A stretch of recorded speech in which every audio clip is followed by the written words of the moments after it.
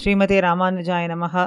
ராமாயண குண அனுபவத்திலே 13 மற்றும் 16வது குணத்தை சேர்ந்து அனுபவித்து கொண்டு வருகின்றோம். நேற்றைய தினம் அனுபவித்தோம். வால்மீகி முனிவருடைய கேள்விக்கு விடை சொல்ற நாரத முனி, இஷ்வாகு வம்ச பிரபவோ ராமோ நாம ஜனைஸ்ருதகா என்று ராமபிரான சொல்லத் தொடங்கி, சதைவ பிரிய தர்ஷனகா என்றும் சோமவத் பிரிய தர்ஷனகான்னு சொல்லி மேலே காலாக்னி சத்ருஷகா குரோதேன்னு சொல்லியிருக்கார். 2 வகையான கேள்விக்கும் தகுந்த விடைகளை சொல்லி வைத்திருக்கார். அயோத்தியா காண்டத்தில் முதல் சர்க்கத்தில் ராமனுடைய திருக்குணங்களை சொல்லும் பொழுது வால்மீகி முனிவர் காட்டுறார். அப்ரதிருஷ்யச்ச சங்கிராமே கிருத்ரைரபி சுராசுரைஹி அனுசூயோ ஜிதக்ரோதோ நச்சமத்சரின்னு சக்கரவர்த்தியினிடத்தில் ஸ்ரீராம குணங்களை எடுத்து சொல்கிற நகரத்து ஜனங்கள் ஸ்மித பூர்வபி பாஷின்னு ராமனை சிறப்பித்து சொல்கிறார்கள். அதாவது யாரிடத்திலேயும் சிரித்து கொண்டே அழகாக பேசும் ராமன் அப்படி எல்லாரிடத்திலையும் அழகாக சிரித்து கொண்டே பேசுவானாம். பௌரான் ஸ்வஜனவத் நித்தியம் குச்சலம் பரிபிரிச்சத்தின்னு சொல்கிறார்கள். அயோத்தியா மாநகரத்தில் மக்களை எல்லாமே தன்னுடைய சொந்த உறவினர்களாகவே பாவித்து நாள்தோறும் சேமம் விசாரிப்பானாம் ராமன். அதுக்கு மேலே சொல்றார், நாசிய குரோதகா பிரசாதச்ச நிரத்ரோஸ்தி கதாச்சன ஹந்தியேஷ நியமாத்து வத்தியான்னு அவத்தியேஷுன குப்பியதீன்னு. ராமனுக்கு கோபமோ அனுகிரகமோ ஒருபொழுதும் காரணமில்லாமல் உண்டாகாது. தண்டிக்க வேண்டியவர்களை நிச்சயம் அவன் தண்டித்தே தீருவான். குற்றம் அற்றவர்களிடத்துல கோபமே கொள்ளவே மாட்டான் அப்படின்னு இந்த இடத்துல சொல்றார். சரி, அப்போ கக ஜிதக்ரோதகான்ற ஒரு கேள்வியே போதுமே, 16வது கேள்வி தனிப்பட கேட்க வேண்டியதில்லையே அப்படின்னு நமக்கு ஒரு சங்கை ஏற்படும். கோபத்தை வென்றவன் அப்படின்னா வேண்டாத சமயங்களில் அதை விலக்கி வேண்டிய சமயங்களில் கொள்பவன் அப்படிங்கிறதே பொருள் ஆறுதுனால ஒரு கேள்வியே போதும்.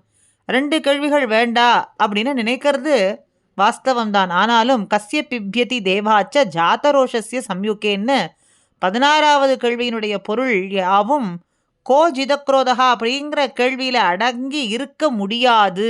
ஆதலால் தனிப்பட்ட வினாவாக அமைக்கப்பட்டிருக்கு. ஜிதக்ரோதகா அப்படிங்கிறது சாதாரணமான கோபம் தோன்றும். இந்த கேள்வியில் கண்கொண்டு காண முடியாத அபரிமிதமான கோபம் தோன்றும். 2க்கும் உதாரணமாக ராமாயணத்தில் சில இடங்கள் பார்க்கலாம். யாருக்குமே கோபம் உண்டாவது தீங்கு செய்பவர்களிடத்துல தானே. தீங்கு செய்பவர்கள் 2 வகைப்படுவார்கள். தம்மிடத்தில் நேராக தீங்கு செய்பவர்கள் ஒரு சாரார், தன்னுடைய அன்பர்களிடத்தில் தீங்கு செய்பவர்கள் மற்றொரு வகுப்பினர்கள். லோகத்தில் நம்போல்பவருடைய இயல்பு எப்படிப்பட்டது அப்படின்னா, நம்முடைய அன்பர்களுக்கு யாராவது ஒருத்தர் தீங்கு செய்தால் அதை பொருட்படுத்தாமல் நமக்கு நேராக தீங்கு செய்பவர்கள் திறத்தில் தான் நமக்கு கோபம் ஏற்படும். இதுதான் பெரும்பான்மையாக நாம் காணப்படக்கூடியதான ஒரு இயல்பு. ஆனால் பகவானுக்கோ இருக்கக்கூடிய தன்மை இருக்கே, இதுக்கு மாறானது. பிறர் தன்னளவில் எத்தனை தீங்கு செய்தாலும் அவனுக்கு கோபம் அப்படிங்கிறது ஏற்படாது.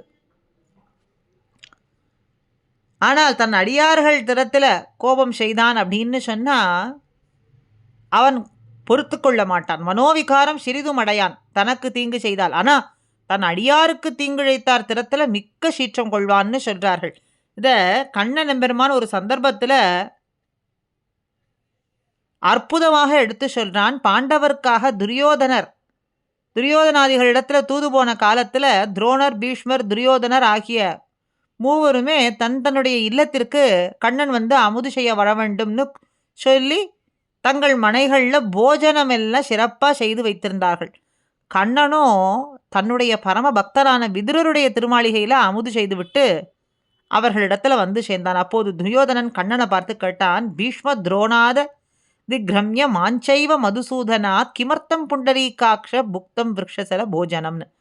பீஷ்மரையும் விட்டு துரோணரையும் விட்டு எண்ணையும் விட்டு ஒரு சூத்திரனுடைய அன்னத்தை போய் நீ சாப்பிட்டு வந்தாயே, இது எதற்காக நீ அங்கு சென்றாய் அப்படின்னா, அதுக்கு கண்ணபிரான் சொல்றான், விதுரர் சூத்திர யோனியிலே பிறந்திருந்தாலும் அவர் சூத்திரர் கிடையாதுன்னா. சூத்ரா பகவத் பக்தா விப்ரா பாகவதாஸ் ஸ்மிருதாகான்னு.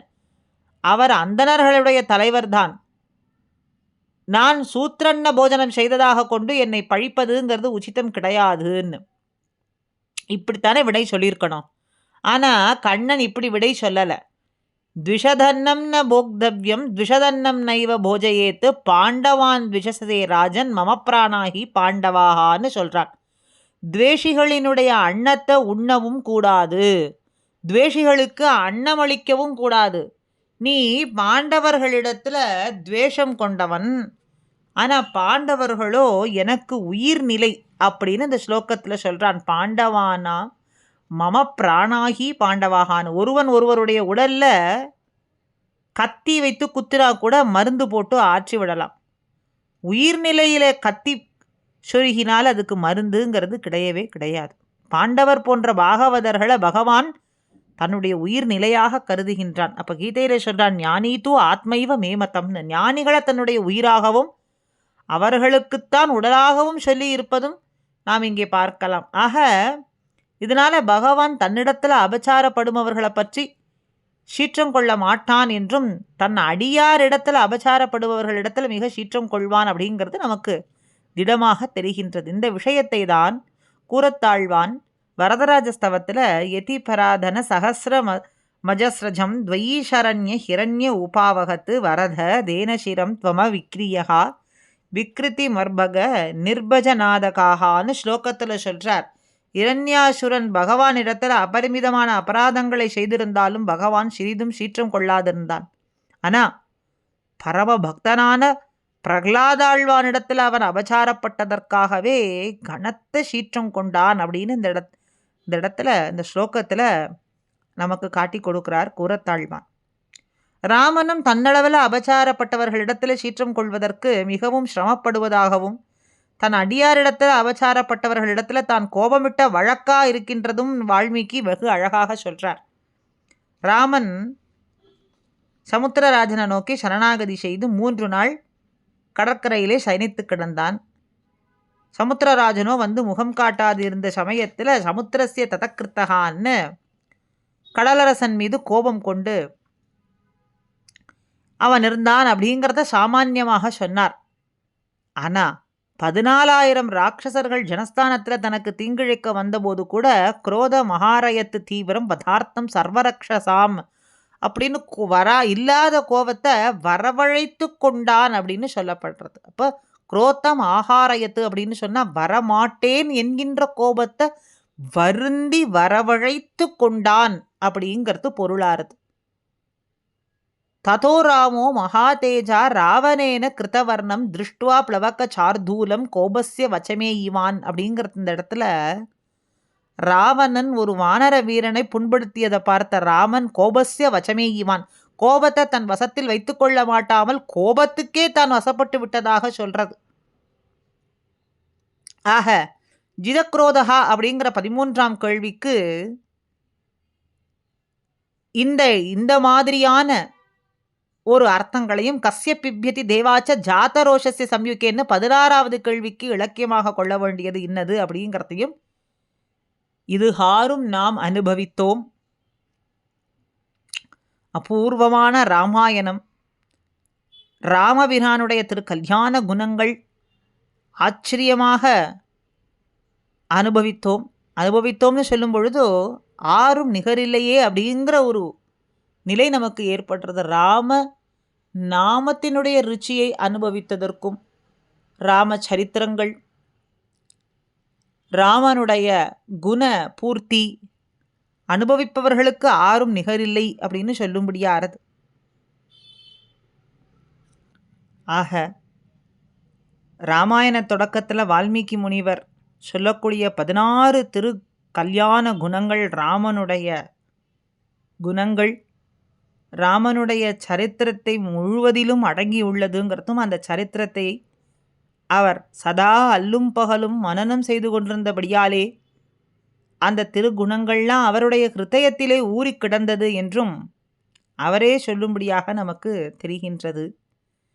இப்படி இந்த 16 திருக்குணங்களையும் வரிசையாக ஒவ்வொன்றாக விவரித்து ஒவ்வொன்றிலையும் அனுசந்தித்து காட்டியதான சரிதைகள் அது எல்லாமுமே இராமாயண கதைகளை அடைத்து அனுபவிக்கும்படியான ஒரு அனுபவம் அபூர்வம். அதனால் அபூர்வ ராமாயணம்னும் அந்த அபூர்வ ராமாயணத்திலிருந்து சில வகையான அரியதான அனுபவங்களை எம்பெருமான் ராமனுடைய கருணையினாலேயும் ஆச்சாரியர்களினுடைய கருணையினாலேயும் நாரத வால்மீகி முனிவரினுடைய கருணையினாலேயும் பக்த கோடிகள் நாம் அனைவரும் கூடியிருந்து அனுபவிக்கும்படியான அந்த பாக்கியத்தை பெற்றோம். நம் ஒவ்வொருவரினுடைய ஹிருதயங்களிலும் சீதாராமன் எப்பொழுதும் அவனை அனுபவிக்கும்படியான அனுபவத்தை நமக்கு கொடுக்கும்படியாகவும் அவன் சரித்திரத்தையும் அவனுடைய குணபூர்த்திகளையும்